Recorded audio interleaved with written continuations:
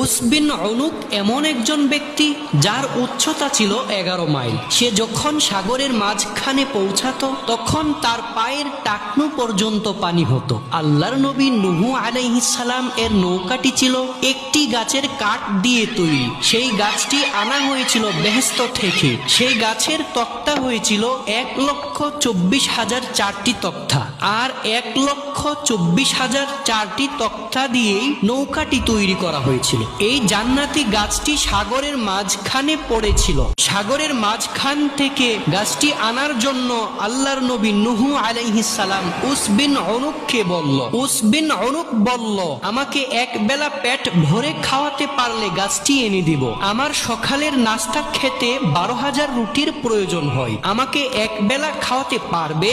তখন নূহ আলাইহিস সালাম বলল, ইনশাআল্লাহ পারবো। গাছটি এনে দিলে নূহ আলাইহিস সালাম পেট ভরে খাওয়ার জন্য মাত্র 3টি রুটি দিলেন। তখন উস বিন উনুক বলল, রে নূহ, কি দিলা? কোথায় 12,000 রুটি আর কোথায় 3টি রুটি? এগুলো তো দেওয়ার আগেই খেয়ে ফেলেছি। তখন নূহ আলাইহিস সালাম বলল, বিসমিল্লাহ পড়ে খাওয়া শুরু করো। উস বিন উনুক বিসমিল্লাহ পড়ে খাওয়া শুরু করলো। একটি আর অর্ধেকটি খাওয়ার পর বলল, আমার পেট ভরে গেছে। উস বিন উনুক বলল, আমি যদি আর 1.5টিও খাই তাহলে আমার পেট ফেটে যাবে। সুবহানাল্লাহ।